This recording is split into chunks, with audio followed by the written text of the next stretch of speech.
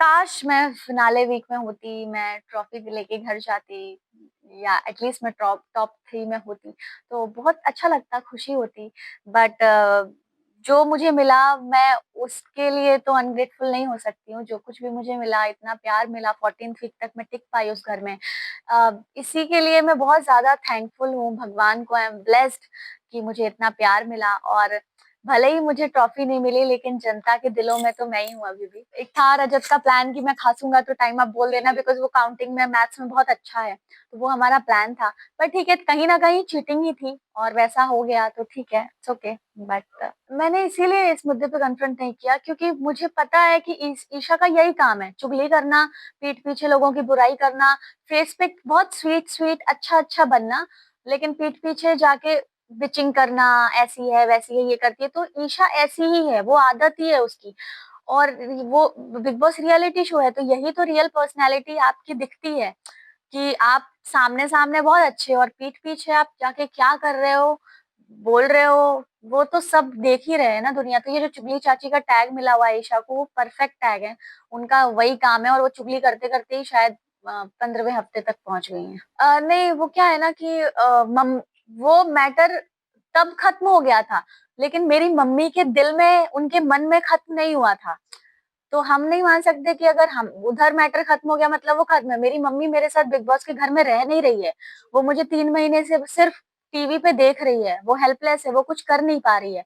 और जब मेरी माँ को मौका मिला, तो मम्मी जो 3 महीने से देख रही है कि अविनाश ने मेरे लिए क्या-क्या बोला है, पीठ पीछे मेरे बारे में जो बातें होती थी, तो एक माँ का गुस्सा तो निकलेगा ना।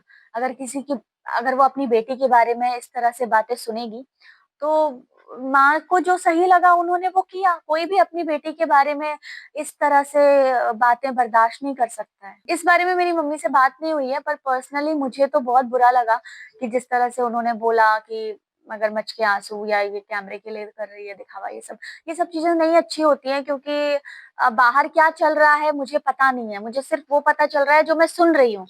तो मुझे टेंशन है कि मेरी माँ क्या सोच रही होगी, मेरी फैमिली क्या सोच रही हो, बाहर क्या चल रहा है, आई डोंट नो। तो मैं वो सोच रही थी, मैं थी टेंशन में कि ओह शिट, ये हो क्या रहा है और मैं कुछ कर नहीं सकती हूँ। कुछ बाहर की खबर है नहीं मुझे। तो उन्होंने मेरा वो नहीं समझा, मेरी फीलिंग्स को नहीं समझा करण ने। उन्होंने उल्टा उल्टा मज़ाक बनाया उन चीज़ों का।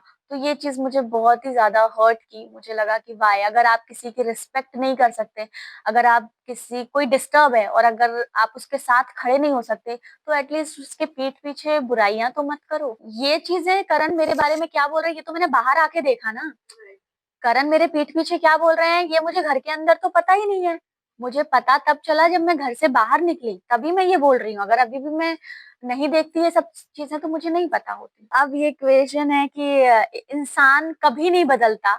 अगर किसी की आदत है कि वो लोगों को नीचा दिखा रहा है, मजाक क्या होता है ना, देखिए मजाक करना और मजाक उड़ाना इसमें फर्क होता है।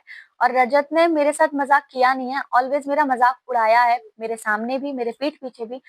पर उसकी वजह से मैं बहुत हर्ट होती थी, उसकी बातों की वजह से मैं रोती भी थी और वो मुझे चुप भी करवाते थे। कई बार वो आए चुप करवाने के लिए, लेकिन अगेन सेम चीज करते थे, सेम चीज वापस करना। पर मुझसे गलती ये हुई कि मैं बातों में आ जाती थी। जैसे अगर रजत आया, वो प्यार से बात कर रहा है, 4 बार मैंने बात नहीं की, छठवीं बार मैं भी बात करने लगती थी कि चलो आया है कोई इंसान बात कर रहा है, तो मैं पिघल जाती हूँ जल्दी, सॉफ्ट दिल है मेरा। तो ऐसा सब हुआ तो है, वो अपने शब्दों पे नहीं रहता है। वो रजत को भी जो नाम मिला है पलटू और यूटर्न, वो बिल्कुल परफेक्ट नाम है। वो इंसान शब्दों पे रहता नहीं है, उस इंसान का भरोसा किया ही नहीं जा सकता क्योंकि वो आपको बोलेगा अरे हाँ मैं आपके साथ हूँ, पलट के हाँ मैं आपके साथ भी हूँ, हाँ मैं आपके साथ भी हूँ। तो ये जो नेचर है ये भरोसे के लायक नहीं है। विनर विनर तो मैं चुम को देखती हूँ क्योंकि मैं चाहती, मतलब करण विवियन में ही जाने वाले हैं शायद टॉप 2 में।